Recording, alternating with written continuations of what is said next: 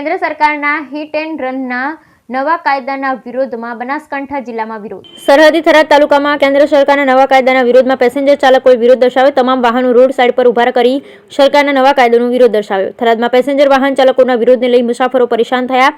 Tharad police પણ ઘટના સ્થળે પહોંચી પેસેન્જર ચાલક લોકોને સમજાવવાનો પ્રયાસ શરૂ કર્યા. તાત્કાલિક ધોરણે કેન્દ્ર સરકાર દ્વારા નવા કાયદાને પાછો ખેંચવા માટે પેસેન્જર ચાલકોની માંગ. આગામી સમયમાં કેન્દ્ર સરકારો નવો કાયદો પાછો નહીં ખેંચે તો ઉગ્ર આંદોલનની ચીમકી. બ્યુરો રિપોર્ટ બ્રઠકડી બનાસકાંઠા.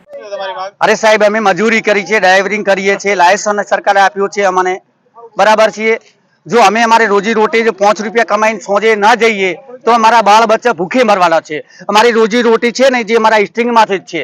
અને સરકારે કાયદો એવો આપ્યો છે કે ડ્રાઈવર કોઈ એક્સિડન્ટ કરે તો એને 7 લાખ રૂપિયા આપવાના, 12 મહિનાની સજા કરવાની. છતાં તમે મને કેવી રીતે તમે જેલમાં મૂકી લે તો અમારા બાળ બચ્ચાનું કોણ સંભાળશે? કે અમે બાળ બચ્ચા માટે તો અમે રોજી રોટી કરીએ છીએ, અમે આ ટાયર શેર માટે ફેરવી છીએ, અમે મજૂરી નથી કરી શકતા, સરકાર મને મજૂરી આપતા નથી. અને આ કાયદો સરકારે કેમ આવો કાઢ્યો? તમારી માંગ શું છે? અમારી માંગ એ છે કે ડ્રાઈવરનું આવું ખોટું વર્તન ન થવું જોઈએ. સાહેબ, અમેથી અહીં છોડી નાખે છે, અમે ઉભા રહીએ છીએ તો અમે અહીં ઠોકી નાખે છે કે અમે અત્યારે સ્ટિંગ ચલાવીએ છીએ, મજૂરી કરીએ છીએ. વસરામભાઈ કાનજીભાઈ પરમાર, જેતડા. રેડી?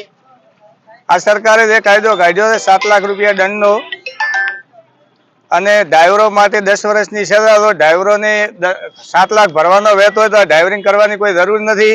200 રૂપિયામાં મજૂરી કરવા ડ્રાઈવરો આવે છે તો ઘરે 100 રૂપિયા મજૂરી કરવી સારી, બાકી ગાડીઓ બંધ રાખવાની છે. હવે બધી સરકારને બધી બંધ રાખવી પડે. અમારી માંગ કાયદો પાછો ખેંચે અને ડ્રાઈવરો માટે સેફટી કરે. જો ડ્રાઈવરને એક્સિડન્ટ કરે તો ડ્રાઈવરને પબ્લિક મારી નાખે એનું શું? પછી ડ્રાઈવર ઉભો રહીને તો એને લઈને દવાખાને લઈને જવા રહે તો એને પબ્લિક મારી નાખે. એમ ત્યાં સુધી આ કાયદો પાછો નહીં ખેંચે ત્યાં સુધી ટ્રાન્સપોર્ટ માલિકો સાથે ડ્રાઈવરો બધા સાથે થઈ.